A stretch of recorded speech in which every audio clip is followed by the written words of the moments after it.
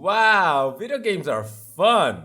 So on my quest to play questionable games because I want to, I've arrived here. Doki Doki Majo Shinpan was not the only Nintendo DS game that raised eyebrows. In March of 2009, the game known as KimoKawaE was released, a name that means gross and cute. It sold itself as a comical, disciplining adventure game, and one of its big selling points was that you would discipline monster girls via spanking.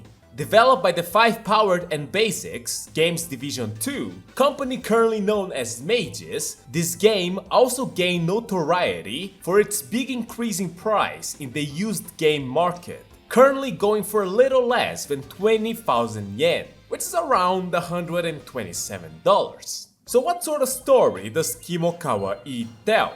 The protagonist is this red-haired boy called Kawaura Kaimu. He has no father and his mother is an idol with the stage name Honey, so she's out of the house a lot. He sees on the news that lots of graffiti started appearing around town and pets have been disappearing. At about the same time, this girl appears in the sky saying that the gates have been forcibly opened in the human world and many have passed through them, which can cause a lot of trouble. She's very fluttery. このままでは世界がめちゃめちゃに。でも私の力では。あ。 As a matter of fact, every character is animated like this, which is rather charming. Back to Kaimu, this girl comes to his house so they can go to school together. She's Suzuki Aira, and she's his neighbor and childhood friend. だから仕方なく迎えに来てあげてるの。少しは感謝しなさいよね。 She's a bit of a tsundere as well, she even poses like one. On the way to school, they find a suspicious kid catching pigeons in the park. いただきましょう。 Aira tries to stop her by offering her food, but the girl seems to think Kaimu would be a better meal, biting his hand. おいしい。 Kaimu and Aira run away after the girl gets a taste of his blood. At school, a mysterious transfer student joins the class just before summer vacation. The girl dressed in a maid uniform is called Meido Korone, who hears Kaimu and Aira talking about a suspicious girl in the park and wants to have a private talk with Kaimu. And Aira, of course. Upon hearing what they had to say, Korone believes the girl in the park was Maron, the daughter of the demon lord. Korone is the administrator of the gates of hell that connects the human world and the underworld. The graffiti around town were magic circles that allow the passage of inhabitants of the underworld into this world. And the pets that disappeared, well, Maron ate them. Someone is forcibly opening the hell gates and they would close in a month. But many weak demons have already passed through them. Korone's efforts are on trying to close the gates so stronger demons don't pass through, and she asks Kaimu to help to deal with those weak demons. Along the way, they find a suspicious girl going through the trash looking for food. これは食べられるかな。こっちはどうだろう。ああ、お腹すいたよ。 Kaimu's school bag turns into a sack and Korone reveals the girl is her friend, the goddess of poverty, Sango. Her powers are going astray and influencing the human world. Kaimu wins her over by giving her bread. So during this month, until the gates are closed, the monster girls are allowed to stay in the human world. But they need to be taught on how to behave properly, following this world's rules. Kaimu takes on the task, and it seems that weaker demons should obey Kaimu due to his blood. But of course, we're not given further details yet, and since Korone has nowhere to go, Kaimu invites her to stay with him, which Aira is apparently very against it, but nothing that can be done about it. Later, we're introduced to another suspicious girl. This is Sariel, an angel that gets stuck and Kaimu helps her. But she leaves without saying anything. When meeting her again, he reprimands her and she gets surprised he can see her. She also has only one wing.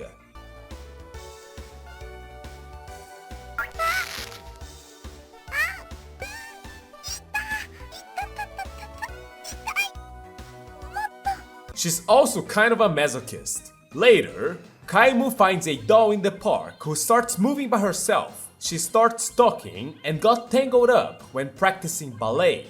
Kaimu helps her and she repays him by showing off some of her dancing. よかったらお礼に私のバレエを見ていただけませんか?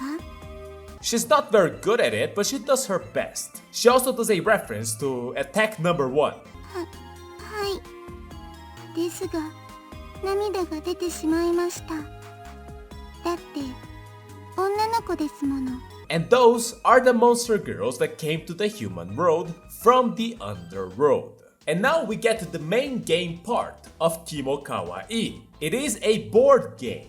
Kinda, it goes to one direction only. You roll the dice and eventually fall into a square that has an event. The squares are predetermined and you can see which square have which girl's event in it by these little characters that portray them. On the top screen, you can see every girl is followed by 2 meters. The one that has the little character is the affinity meter. It's how much the girl likes you. The one that looks like a bar is the discipline meter. It's how disciplined the girl is. You have to remember, the point of the game is to discipline the girls. And the meters will affect what sort of ending you get at the end of the game. Each girl has 3 different endings. Now, according to the producer of the game, Sakari Masaki, the dice system is meant to have the player skip directly into date scenes, and is also a result of his background making arcade games, as he used to work for Data East before going into Tonkin House and then 5PB. However, I think it just helped hide how little content the game actually has. The first playthrough can be done in about 2 hours and consecutive ones even faster. The scenes are mostly given at random. They can and will repeat, and the path to the ending didn't felt very meaningful. It was also rather frustrating having such little control on which square you fall on. There were many times I fell on squares that didn't have any event at all, many times in a row. I came here to spank cute girls, not to roll a dice. You can't even save scum because the save spots are on predetermined dates in the game. But I still did it. So let's talk about each girl. First is the caretaker of the gates of hell, Korone. Being the caretaker of the gates of hell, she looks very proper. She does chores around the house, calls Kaimu her master, and awakens him in the morning amongst other things. The problem is that she's a dog. She's a Cerberus, and her proper image breaks down really fast. She fights cats on the street, she eats from a plate on the ground, when she needs to go to the bathroom she looks for telephone poles, she has zoomies following her own tail, she sleeps like a dog, she gives Kaimu meat for his birthday, she has fleas, so she rubs her back on the ground in public, just like a dog. This also leads to another extra thing this game brings. Each character has their own minigame. When Korone is bored, she and Kaimu play fetch, which leads into a minigame of trying to catch the ball while avoiding puddles. It's a little rough to control, but depending on how you do, you get a CG. If you fall on too many puddles, you also get a CG where she's covered in water and water alone. Also, one of the times they play fetch, she gets itchy, which leads her to once again rubbing herself on the ground, which leads to Kaimu reprimanding and disciplining her, which leads into the spanking minigame. You have 3 hits, and your objective is to fill the bar on the right into the designated area, so your hits cannot be too weak, but they also cannot be too strong as well. So towards the ending, if both discipline and affinity meters are full, and you've seen some necessary events, you get the good ending. If only the discipline meter is full, or you haven't seen the necessary events, you get the normal ending. If the discipline meter is not full, you get the bad ending.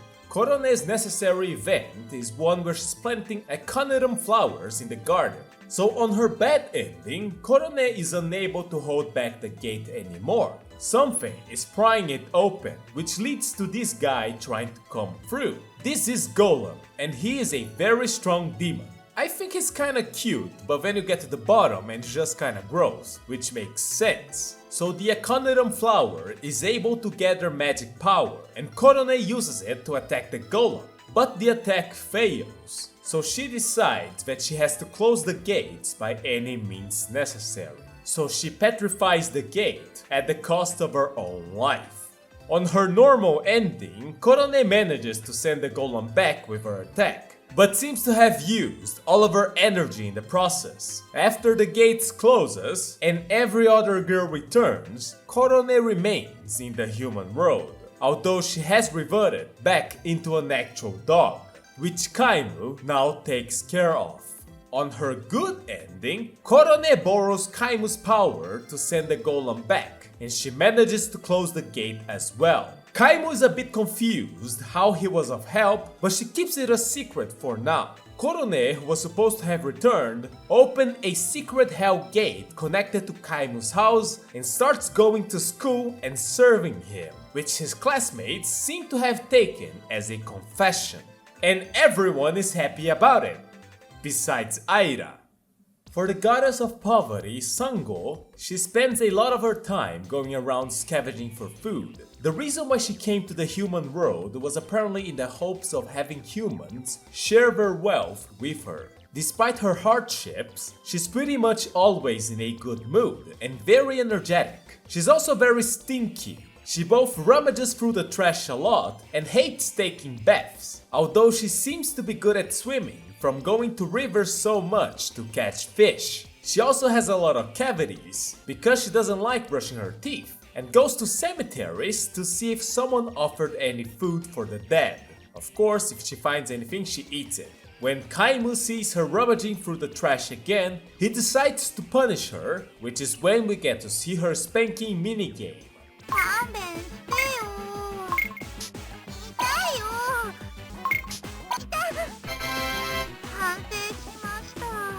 But later, he invites her to his house for a meal and a bath. She ends up wearing one of Korone's maid outfits due to her clothes being so dirty. And despite the disciplining, she never had anyone being so kind to her as Kaimu was, such as when he found her with a stomachache on the street, so he took her home to take care of her and rub her belly. Later, she repays him by giving him some candy, which to her was hard to come by. Although it was half-eaten candy she probably found around or ate half of it herself. Also, on his birthday, she gives him some pretty broken glass she found on the riverbed. One time, Sango found Aira's lost bag, but her wallet was missing. It's later revealed she wasn't the one who took it. She's actually rather honest. One time, she sees a couple linking arms and want to do it as well. Then they head together to go shopping for ingredients. This starts her minigame where she keeps dropping money and Kaimu has to pick it up. Once in a while, she does trip, dropping a lot of money. Look at her cry. Oh, poor Sango.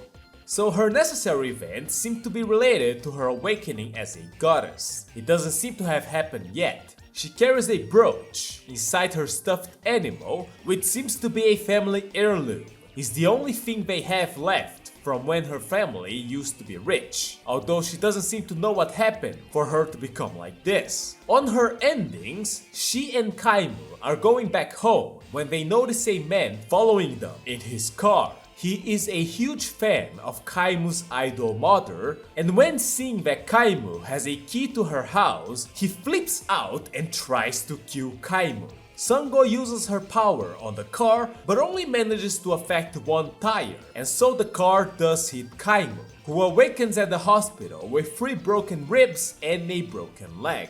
Now, how he's affected by this depends on what ending you get. On the bad ending, Kaimu's mother, Idol Office, goes bankrupt due to embezzlement and the company president disappears. She undertakes most of the debt in the company and started working even more to repay it. Kaimu was later kicked out of his house as it was seized, so he was left with no family or a place to stay. Sango also disappeared as she realized she had awakened as a proper goddess of poverty and went away before causing more trouble to Kaimu.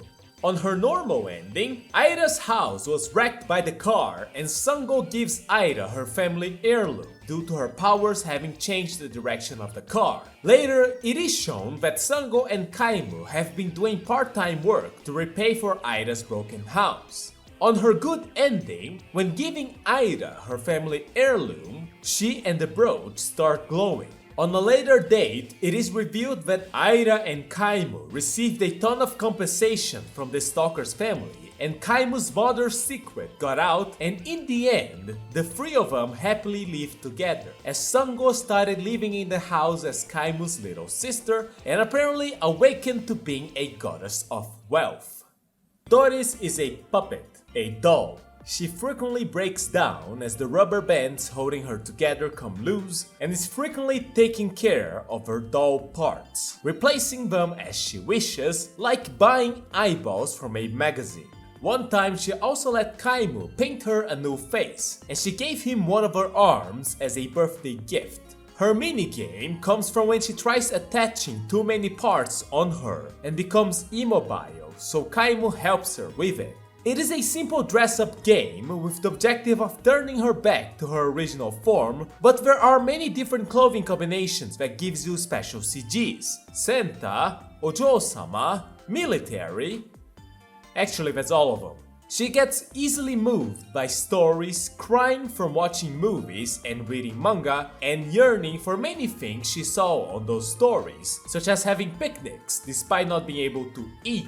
She's also able to talk to other toys, giving them life when near them, even feeling bad when seeing a few of them stuck inside claw machines. Here's her sleeping among some toys because it's nice to the eyes. Her big enemies seems to be water, direct sunlight, and chlorine. The reason why she came to the human world is due to truly wanting to become a human, so she's searching for an item that's rumored to do it. Also, she says the word that I've been thinking of this whole time. 地上のどこかに真紅にきらめく幻のアイテムがあるとか。 At one point, they see a puppet show and she thinks the hands controlling the strings are giving life to the puppets, so she tries to cut them off for herself. But Kaimu stops her, and this is what leads to her being disciplined. 何をする気ですか？私が悪かったです。 Video games are fun. She also tries to rip Kaimu's head off due to not understanding that it cannot come out. Also, she seems to be able to release lasers from her eyes when someone's controlling her head. So on her ending, while she and Kaimu are doing one last search for the item she's been looking for, thunder strikes and the Queen of Hell arrives, Queen Gomori. Gomori reveals Kaimu is the son of the Demon Lord and wants him to come with her so she can raise the next Demon Lord and control the underworld. The reason why the demon girls listened to Kaimu was because he has the blood of a high-class demon running inside of him. Kaimu refuses, which enrages Gomori, and she strikes him with a spear. Doris, however, jumps in front of it. Gomori then sets the spear on fire, causing real damage to Doris. On her bad ending, this attack leads to her programming awakening and making her enter her ultimate weapon mode and blasting Gomori up. Gomori escapes, but Doris keeps the rampage and enters self-destruct mode, only returning momentarily to grab Kaimu's hand, and so Doris, Kaimu, and the entire town is blown to smithereens in what's actually described as Hiroshima Nagasaki 2. On her normal ending, Doris managed to control the fire and strikes Gomori's face with it, making her retreat. However, much of Doris' body is burned down, so Kaimu makes her a new body with her old spare parts. And despite still wanting to become human, she seems fine with this body made by Kaimu. On her good ending, it is shown that the fire felt warm, and inside of the fireball was Doris, whose ball joints had disappeared. The items she was searching were a heart that cherishes a human and a heart that cherishes a doll. I guess you could call it love. And through this, God lent its powers and turned Doris human, who will stay with Kaimu as his lover.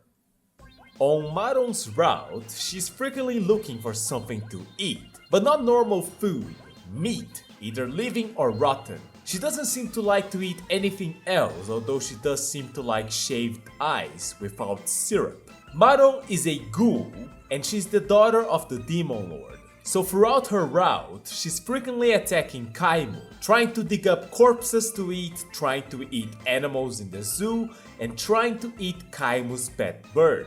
Her minigame, as a matter of fact, is having to protect his bird from Maron. Thankfully, there's a piece of meat in the middle of the stage, so she stops there to eat that instead once in a while, and you only have to keep it up until the time runs out. She thus jumps into you to try to get the bird.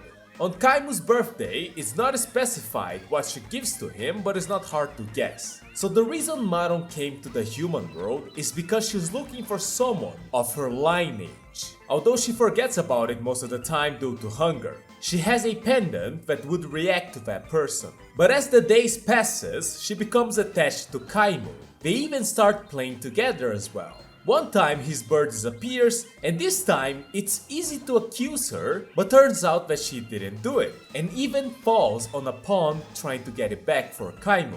By the way, despite it being stylized, the skull that she carries around is indeed an actual living being's skull. So one day, when we're playing in the park, Kaimu is looking for a ball and she brings up an eyeball. After he gets an actual ball, Maron had eaten the eyeball she had, so he disciplines her for that.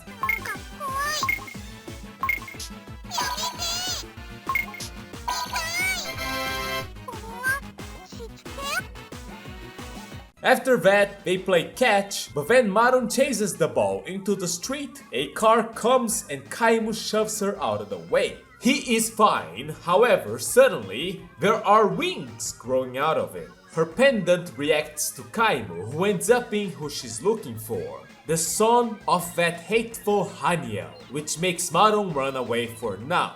Another day as well, Maron is sleeping, hugging a plushie in Kaimu's house, but she is crying for her mother. When awakening, she cries in Kaimu's arms. So on her ending, thunder strikes and every girl comes to Kaimu's house. Korone reveals that Kaimu's mother is an angel called Sariel, who was the lover of the Demon Lord, Satanakia. He fell in love with her while engaged to the current demon queen, Gomori, Maron's mother. And upon learning about this, she chased Sariel and the Demon Lord let her escape into the human world while sealing away her memories. Satanakia and Gomori had Maron, but due to her being born a girl, she couldn't ascend to the throne, and enraged, the queen neglected raising Maron, which is the cause of Maron Bizarre's diet.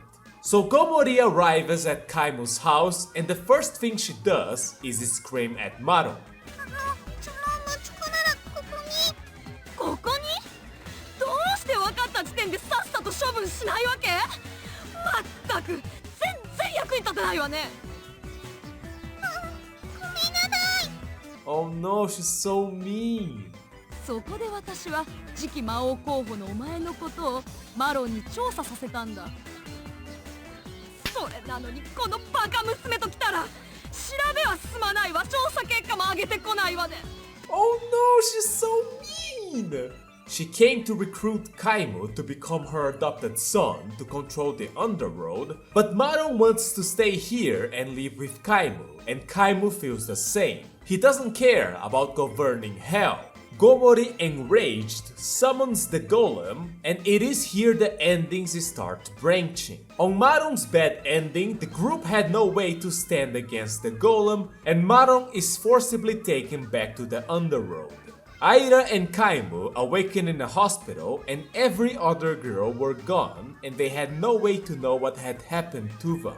One day, Kaimu awakens to see Maron. She came back to give Kaimu a final memory as instructed by her mother, because if he was gone, the throne would automatically go to her. So Maron ends up eating Kaimu, and things end with Maron crying, not understanding why she's crying. On her normal ending, Kaimu says Gomori can have the throne, and Gomori says that Maron can stay in the human world if she never returns. She doesn't care as long as she has the throne. Maron, however, decides to go back with her mother because despite everything, she still feels she likes her. And in the end, everyone else also returned to the underworld and Kaimu just kept awaiting the day that Maron returns. On her good end, when the golem is about to deal a final blow to the girls, Kaimu awakens and stops the golem punch. He then sends both the golem and Gomori back to the underworld. After that, the new school term started. The Hell Gate closed and every girl decided to stick around the human world, with Sango, Doris, and the angel Sariel becoming street performers. Maron started living together with her Onitama as she joins his family as his new little sister, although she still can't forget her mother who might come back one day. But until then, they will live in happiness. Aira is Kaimu's childhood friend.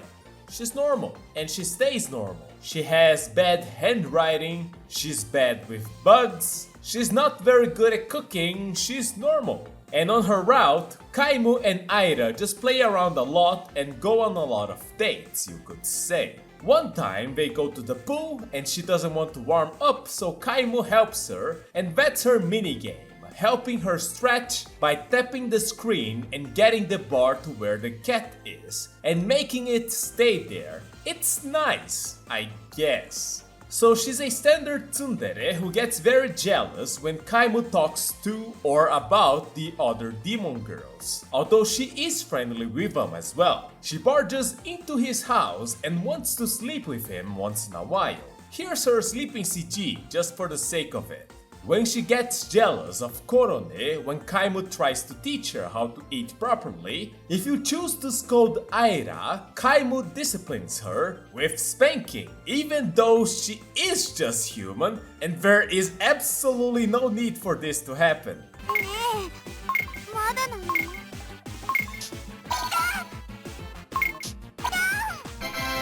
お尻痛いよ。 Even my father has never hit me. Yep, that's a classic one. At one point, she chases a potato that fell from her bag and almost gets run over by a car, but Kaimu saves her. However, there are also bat wings growing out of Kaimu, which makes Aira run away. It is actually the second time this happened, the first one being when he saved her from a huge dog when they were little. So on her ending, they ask Kaimu's mother what's up with the wing, and his mother remembers everything upon singing it. She reveals she's an angel who loved the demon lord and was chased away for it, although by that point she was already pregnant. Aira is conflicted about the truth and the possibility that Kaimu would have to return to the underworld, so she runs away and he chases her. It is then that Gomori appears trying to recruit Kaimu, and the endings branch here. On her bad ending, Aira seems terrified and Kaimu thinks he's hated, so he agrees to go with Gomori. All of people's memories of Kaimu were wiped away and Kaimu becomes the new successor of the Demon Lord. At least that's what he thought would happen. Gomori puts him into a cage and rules the underworld as his regent. And Kaimu is now something similar to being Maron's pet. On her normal ending, Aira manages to ask Kaimu to stay, and Kaimu refuses Gomori's invitation, who attacks him, but his mother protects them. 早く覚醒しちゃって、とっととこのおばちゃんをやっつけなさい。おば。 With his mother's help, Kaimu and Aira send Gomori back with the power of love. More specifically, love, tornado. With everything solved, things return to what they used to be, and Aira keeps being a tsundere. On her good ending, they solve the issue in the same way, but they end up together in the end. With Sariel the angel, she gets cruelly teased by Kaimu, He badmouths her singing because she is tone deaf. He pulls a prank on her when she's trying to learn how to jump rope. He sprinkles her with sparkling fireworks, and she enjoys all of it. Even when he doesn't pay much mind to her, she takes it as neglect play. She also gives him aphrodisiac for his birthday. Sure. Despite all this, she is still a subordinate to God, so when they go to karaoke, she sings religious hymns and she tries to stop fireworks from being launched into the sky as she sees them as being an act against the heavens. Also, I think this is a Sally the Witch reference. So there is a scene that shows that due to corruption, depravity you could say, she was losing the protection of God, so the damage her body accumulated was going back to her. Kaimu offers to put medicine on her, which leads into her minigame where you put medicine on her.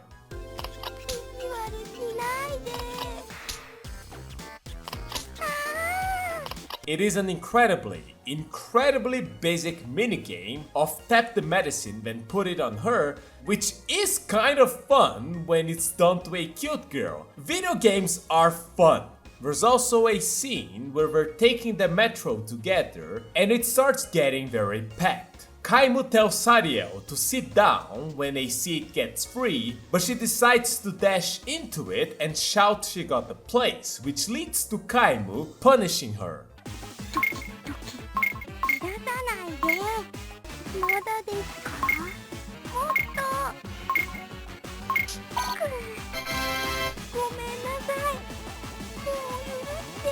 Although for her, it's not a punishment. So on the shopping district, Sariel is looking for someone called Haniel. She came to the human world to look for her. Later, she does find her and it is Kaimu's mother, Haniel, stage name Hani.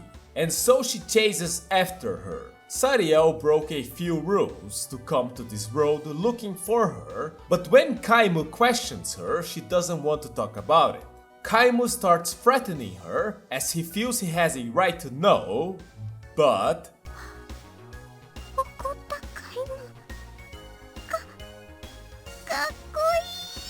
Yeah, that's how she is. So Kaimu tries to get her to speak in another way. He even makes her beg for more, and she does. Yeah, that's how she is. Here's her waking up scene. I don't think angels dress up like this. I think they should, but I don't think they do.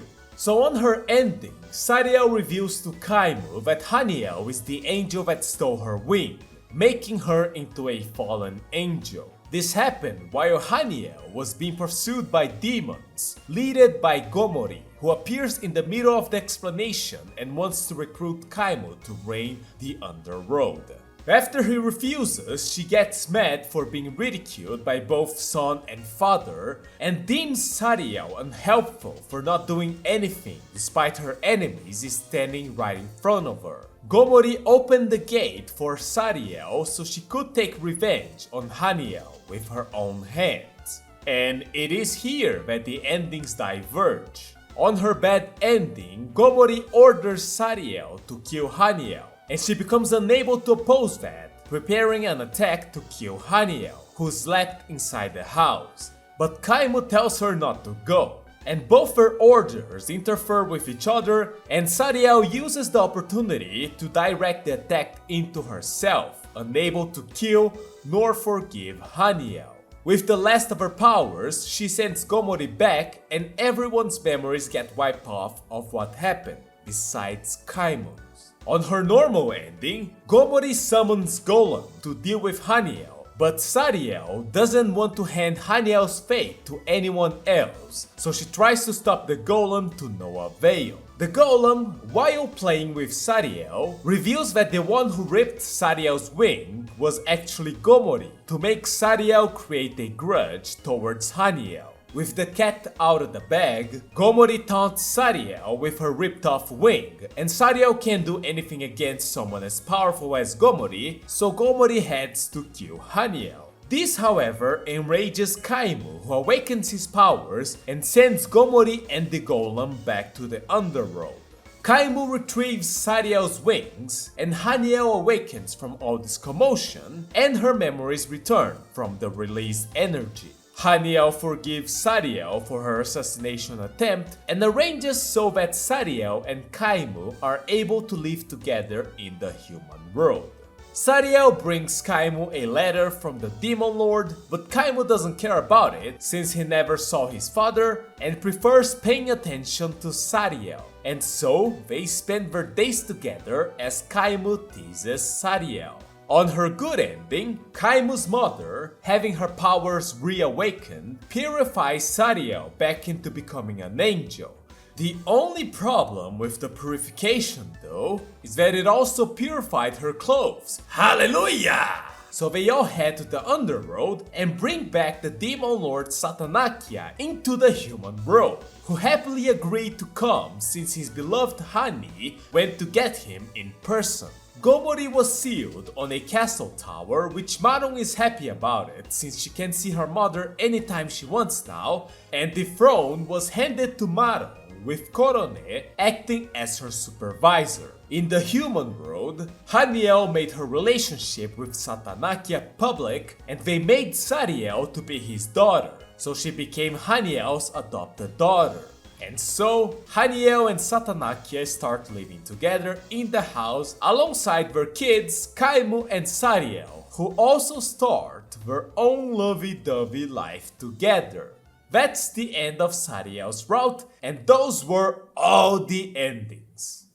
It was kinda annoying to get them. Actually, the more you play, the more times you can roll the dice, but when you get to that point, you pretty much saw every scene, so it's just frustrating that your ability to see an ending is just dependent on luck.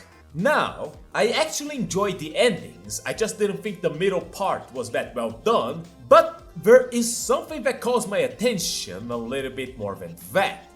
This game is actually much more upright than I thought it would be, because advertisement for it made it feel like it would be much more degenerate than it actually is. When you look at the telephone cards they sold, they're not really 18 plus, but they're pretty provocative. The game was a bit provocative, but nothing close to these telephone cards. I don't even think I can show the full picture of the one that was rejected. And then you have something that kind of feels rather scandalous. It's something that 5 PBs sold in KimoKawaE 75, which happened at the end of 2008. It's called Penlight Shaped Discipline Stick. For some reason, it has a function to vibrate. And it is exactly that, a penlight that for some reason vibrates. And the art on the box is, you know, wonderful, but it makes it look like it's something else. Sariel was also described as being dirty-minded and having lots of interest in lewd things. And although that side does appear a bit in the game, it doesn't show much. On the cover even, she's holding a book that says Eros. She's still probably the biggest reason why this game got a 0C rating though, 15 years and plus. And this rating is a bit interesting to me because if the game went the way it was advertised, it would probably get a 0D, 17 and above.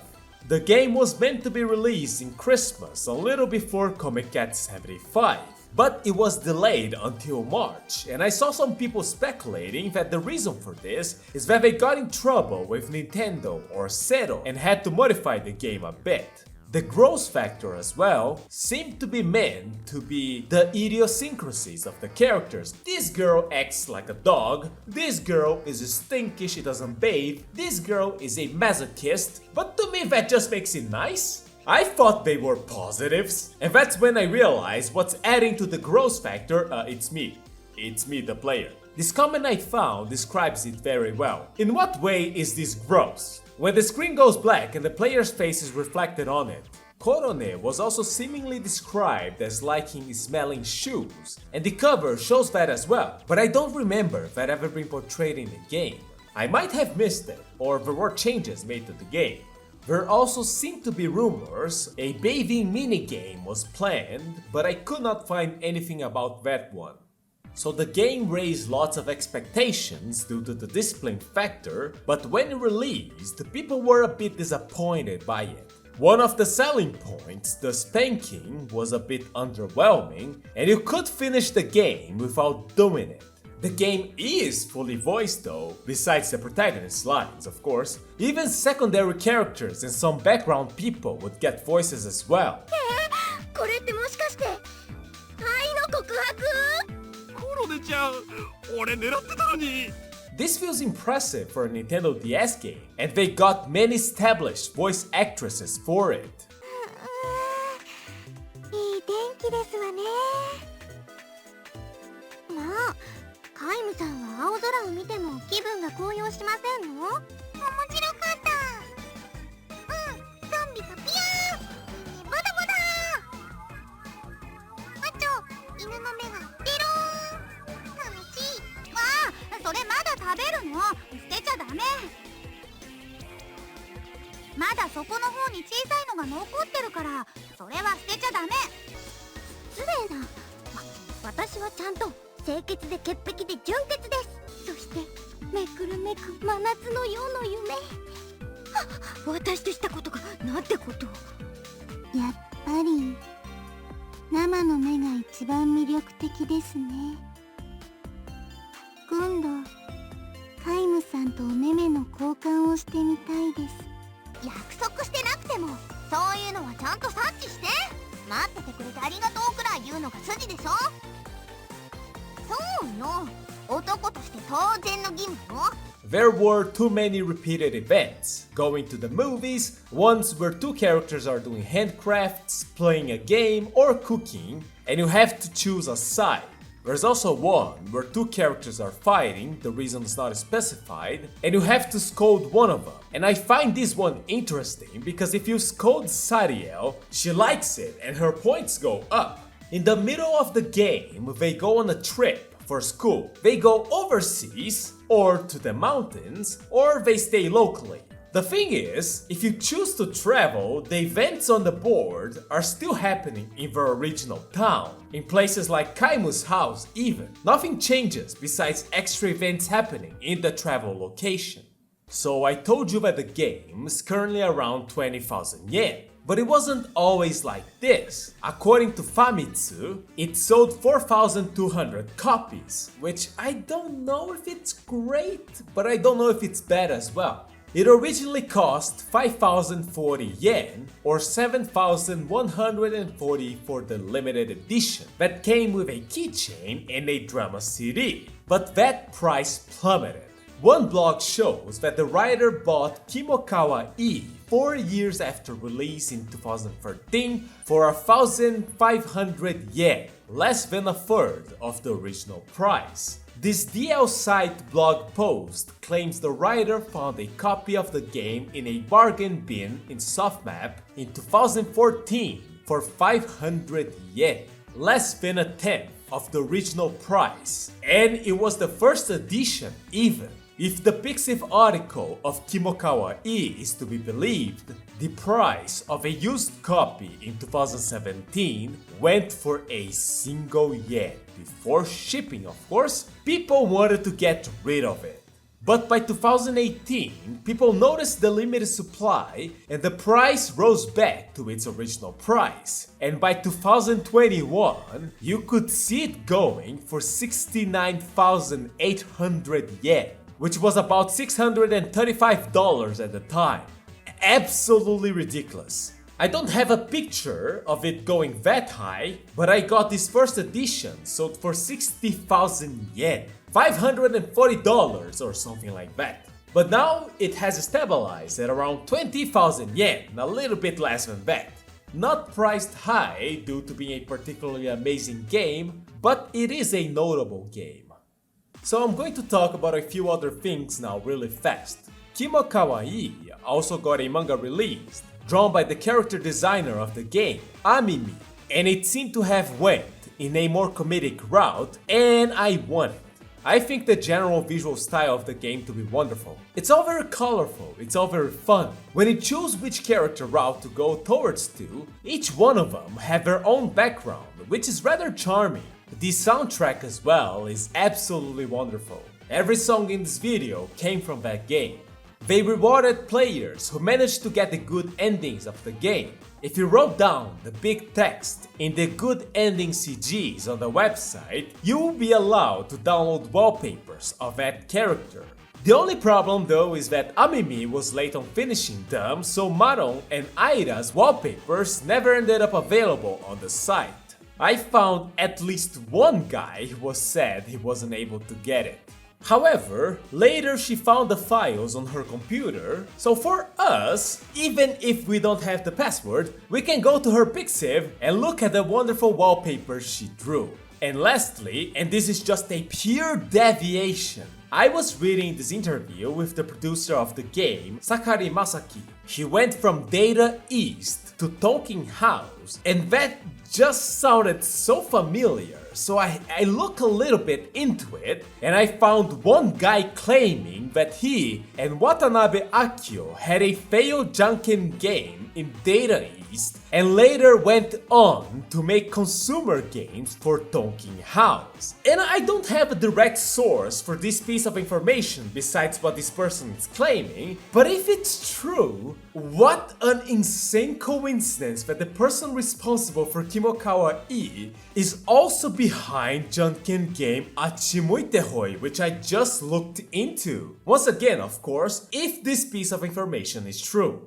So in the end, KimoKawaE was just alright. I didn't thought it was horrible, I didn't thought it was great. It honestly left me wanting to read something like it, something longer. It made me wish this wasn't on the Nintendo DS. Honestly, I was just lured by the wonderful art and designs by Amimi.